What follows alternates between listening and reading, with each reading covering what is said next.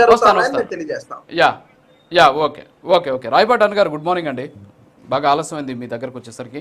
So ఓవరాల్గా ఏంటి, జగన్మోహన్ రెడ్డి గారిని ఫస్ట్ టైం చూస్తున్నాం, మరి మొత్తం కూడా పొలిటికల్ అడ్వైజరీ కమిటీ చేతిలో పెట్టినటువంటి పరిస్థితి ఏంటి? అరెస్ట్ భయమేనా, లేకపోతే బాధ్యత ఇప్పుడు గుర్తుకొచ్చిందే ఆ పార్టీ అధినేతకి? గుడ్ మార్నింగ్ సార్, మీకు ప్యానెల్లో ఉన్న పెద్దలకి వీక్షకులకి నమస్కారం సార్. మొదట విషయం, మనం జగన్మోహన్ రెడ్డి గారి యొక్క పిఏసి కమిటీ ఏదైతే ఉందో, గత 5 ఏళ్ల పాటు కూడా కమిటీ ఉంది సార్. కానీ కమిటీలో కేవలం 5 రెడ్లే ఉండేవాళ్ళు. 5 రెడ్లు జగన్మోహన్ రెడ్డికి అండ్ జనానికి మధ్యలో గోడగా ఉండేవాళ్ళు కాబట్టి జనాల్లో ఏం జరుగుతుందో జగన్మోహన్ రెడ్డి గారి దాకా వెళ్లేది కాదు. రీసెంట్ గా మేము ఆయన క్యాంపు కార్యాలయం అలా సెక్రటేరియట్ లో చూసినప్పుడు కూడా అక్కడ వచ్చినటువంటి స్టాఫ్ చెప్తున్నారు, ఇక్కడ మిథున్ రెడ్డి గారు ఉంటారండి, ఇక్కడ సజ్జల రామకృష్ణారెడ్డి గారు ఉంటారండి, ఇక్కడ ఇంకొక రెడ్డి గారు ఉంటారండి. ఎవరు వచ్చినా, ఎంత పెద్ద నాయకుడు వచ్చినా, ఈవెన్ ఎమ్మెల్యే మినిస్టర్ వచ్చినా సరే వీళ్ళ దగ్గరే ఆగిపోవాలి తప్ప ఆయన దాకా వెళ్లే సిచ్యువేషన్ ఉండేది కాదు.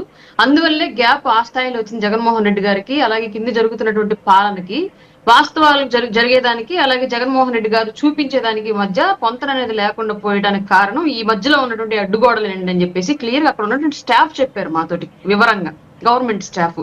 అట్లాంటి సిచ్యువేషన్ చూసినటువంటి జగన్మోహన్ రెడ్డి ఈ రోజు పర్టికులర్ గా ఓన్లీ ఫోటో షూట్ కోసం అలాగే చేస్తున్నాడా, లేదా నిజంగానే ఈసారైనా వాళ్ళ పొలిటికల్ అఫైర్స్ కమిటీకి పార్టీ పగ్గాలను అప్పచెప్పి వాళ్ళకి స్వేచ్ఛనిచ్చి కింది స్థాయి కార్యకర్తల నుంచి కూడా వాళ్ళ అభిప్రాయాలను అధినాయకుడి వరకు చేరేలాగా చేసుకుంటాడా లేదా అన్నది ఇంకా ఆయన రాజకీయ భవితవ్యం మీద ఆధారపడిన విషయం. మనకు సంబంధమే లేని అంశం అది పూర్తిగా. ఎందుకంటే వాళ్ళలాగా మనం పార్టీ యొక్క వ్యక్తిగత నిర్ణయాల్లోకి, పార్టీ నాయకుల యొక్క వ్యక్తిగత జీవితాల్లోకి వెళ్లే ఉద్దేశం మా కూటమి నేతలు లేదు కాబట్టి వాళ్ళ పార్టీ అంతర్గత విషయాల గురించి మేము ప్రస్తావించదలుచుకోవట్లేదు.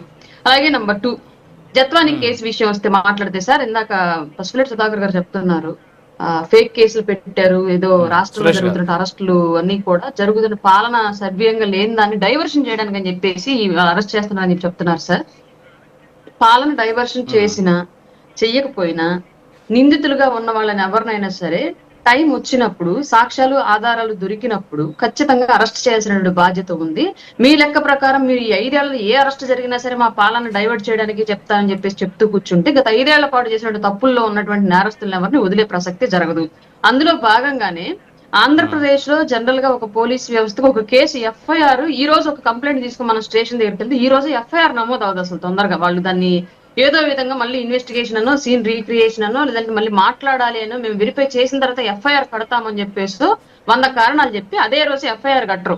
మనల్ని ఒక 2-3 రోజులు తిప్పిన తర్వాత ఎప్పుడో వాళ్ళ డిఎస్పీలతోటి, ఎస్పీలతోటి, లేదంటే స్టేషన్ హౌస్ ఆఫీసర్స్ తోటి మాట్లాడుకొని అందరూ ఒక నిర్ణయానికి వచ్చిన తర్వాత ఎఫ్ఐఆర్ కట్టుకుంటారు. సీరియస్ ఇష్యూస్ లేనివి, ఎమర్జెన్సీ హత్యా నేరాలు ఇట్లాంటివి కాకుండా మిగతా అన్ని కేసుల్లో కూడా ఇదే జరుగుతుంది. అట్లాంటిది ఈ రోజు జత్వానికి ఎఫ్ఐఆర్ నమోదైతే ఈ రోజు డేట్ తో ఫ్లైట్ టికెట్లు మాత్రం నిన్నగాక మొన్నే ఫ్లైట్ టికెట్లు బుక్ అవటం జత్వాని అరెస్ట్ చేసి తీసుకురావడానికి. ఇది ఖచ్చితంగా ఆవిడ మీద కక్షపూరిత చర్యగా జిందాల్కు మద్దతుగా చేయడమా కాదా అనేది మనం ఒకటి ఆలోచించాలి. ఇది పూర్తిగా పిచ్చి పిల్లడికి చెప్పినా సరే అర్థమయ్యేటువంటి విషయం ఇది క్లియర్ గా. రెండోది, ఆవిడ్ని తీసుకొచ్చి ఆంధ్రప్రదేశ్ లో జనరల్ గా మనకు ఉన్నటువంటి లా అండ్ ఆర్డర్ యాక్ట్ ప్రకారం కేవలం తీవ్రవాదులను మాత్రమే రహస్య ప్లేసుల్లో పెట్టి విచారణ చేస్తారు రోజుల తరబడి. మరి ఇంక ఏ కేసుల్లో కూడా రహస్య ప్లేసుల్లో ముద్దాయిలను పెట్టి విచారణ చేసేటువంటి సిచ్యువేషన్ ఆంధ్రప్రదేశ్ లో లా అండ్ ఆర్డర్ యాక్ట్ లో లేదు. అట్లాంటిది జత్వాని కేవలం ఒక ల్యాండ్ ఫోర్జరీ కేసులో ఒక ఆడపిల్ల అందున కూడా 40 రోజుల పాటు బయట ప్రపంచానికి తెలియకుండా ఒక సీక్రెట్ ప్లేస్ లో పెట్టి డిపార్ట్మెంట్ కు సంబంధించిన అఫీషియల్స్ ఎంక్వైరీ చేయాల్సిన అవసరం ఏమొచ్చింది? నంబర్ 3, ఐపీఎస్ ఆఫీసర్స్ అది పనిగా వెళ్ళి సార్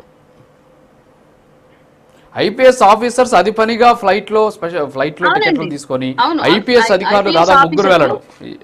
ఒక తీవ్రవాదుల కేసుల్లో కూడా ఐపీఎస్ ఆఫీసర్స్ అంత స్థాయిలో అంతమంది కొలాబరేట్ అయ్యి వెళ్ళరండి. అట్లాంటిది కేవలం ఆడపిల్ల కేసు, భూమి ఫోర్జరీ సంతకం కేసు, అది చాలా చిన్న కేసు. ఇప్పుడు అదే స్థాయిలో ఇంకొక భూమి ఫోర్జరీ కేసు ఈక్వల్ టైమ్ లో బొచ్చు నమోదయ్యంటే స్టేషన్స్ లో. ఆ కేసులన్నింటిలో కూడా ఈ జత్వానికి ఇచ్చిన ట్రీట్మెంటే ఇచ్చారా? ఇంతమంది ఐపీఎస్లు ఇన్వాల్వ్ అయ్యారా? ఈ రకంగా సీక్రెట్ ప్లేసుల్లో పెట్టి మరి చేశారా? ఇది ఒకసారి పసుపులేటి సుధాకర్ గారు ఆన్సర్ చెప్పాల్సిన విషయం. ఇంకొకటి, జిందాల్ గారికి దేశవ్యాప్తంగా ఇంటర్నేషనల్ గా కూడా బిజినెస్లు ఉన్నాయి. అట్లాంటిది ఇలాంటి ఫేక్ కేసుని హ్యాండిల్ చేయడానికి, ఇలా బెదిరించి ఒక వ్యక్తిని ఒప్పించి కేసు వాపస్ తీయించుకోవడానికి, లేదంటే కోర్టు ముందు హాజరు అవ్వకుండా కేసు కొట్టేసేలాగా ప్రాసెస్ నడవడానికి ఇన్ని రాష్ట్రాల బిజినెస్ ఉన్నటువంటి వ్యక్తి ఆంధ్రప్రదేశ్ మాత్రం సెలెక్ట్ చేసుకున్నాడంటే అప్పుడున్నటువంటి ఆంధ్రప్రదేశ్ ప్రభుత్వం మీద, జగన్మోహన్ రెడ్డి గారి మీద ఎలాంటి నమ్మకం ఉందండి జిందాల్ గారికి? క్రైమ్ చేయడంలో ఎంత దిట్టని ఫీల్ అయ్యాడండి జిందాల్ గారు. క్రైమ్ ను కళ్ళ ముందు కనిపించకుండా చేయడానికి ఎంత సిద్ధహస్తుడని చెప్పేసి జగన్మోహన్ రెడ్డి గారి విషయంలో జిందాల్ గారు ఫీల్ అయితే మన రాష్ట్రాన్ని ఎంచుకొని ఉంటారండి. దేశంలో అన్నింటిలో నంబర్ 1 గా పెడతా ఉన్నటువంటి జగన్మోహన్ రెడ్డి రాష్ట్రాన్ని క్రైమ్ లో నంబర్ 1 గా పెట్టే ప్రయత్నాల్లో భాగంగానే జిందాల్ కంట్లో పడ్డాడు. అందులో భాగంగానే అక్కడి నుంచి ముడుపులు తీసుకుని ఇట్లాంటి కేసుల్లో ఇంత దారుణమైన విషయంలో ఒక ఆడపిల్ల మీద ప్రవర్తించడం చెప్పడానికి ఇంతకన్నా ఉదాహరణలు ఏం కావాలండి? ఇట్లాంటి అన్ని అంశాలు కూడా గత 5 ఏళ్ల పాటు చేశారు కాబట్టి ప్రజలు ఈ రోజు ఇట్లాంటి మ్యాండేట్ ఇచ్చారు. ఇప్పుడైనా సరే చేసిన తప్పులను సరిదిద్దుకుంటూ మళ్ళీ ఆ తప్పులు రివర్స్ చేసుకోకుండా ఉండడం వల్లే పార్టీని బ్రతికించుకోగలిగేటువంటి అవకాశం వైసీపీకి ఉంది. లేదంటే మాత్రం డిబేట్ లో కూర్చొని పసుపులేటి సుధాకరన్ లాంటి వాళ్ళు ఏదో బాకాలు వదలడం తప్ప జగన్మోహన్ రెడ్డి గారి దగ్గర అట్లాంటి సిచ్యువేషన్ లేనే లేదన్నది చాలా సందర్భాల్లో తేటతెల్లమైనటువంటి విషయం. ఓకే మస్తాన్ రావు గారు, సో ఓవరాల్గా ఏంటి మీ అబ్జర్వేషన్ ఏంటి ఈ ఇష్యూకి సంబంధించి? ఖచ్చితంగా ఇప్పుడు జత్వానీ గారి కేసుకి సంబంధించి వెస్టర్న్స్ అనేది అర్థమవుతుంది. వెస్టర్న్స్ మీరు ప్లే చేసిన బయట ద్వారా కానీ, లేకపోతే జగన్మోహన్ రెడ్డి గారి తర్వాత ప్రెస్ మీట్ లో హ్యాబిచువల్ అఫెండర్ అనే టైప్ లో జత్వానీ ఒక మాజీ ముఖ్యమంత్రిగా చెప్పడం కూడా, ఎందుకంటే దర్యాప్తులో వెలికి తీస్తున్న అంశాలు. ఎందుకంటే సాదా సైదా వ్యక్తులు ఎవరో సాక్ష్యాలు ఇస్తే వేరు, విషయాన్ని అంటే ఒక ఐపీఎస్ అధికారి ఇట్లా అప్పుడున్న ఇంటెలిజెన్స్ చీఫ్ మీద వాంగ్మూలం రిటర్న్ గా స్రవంతి రాయ్ దర్యాప్తు అధికారి ఉన్నప్పుడు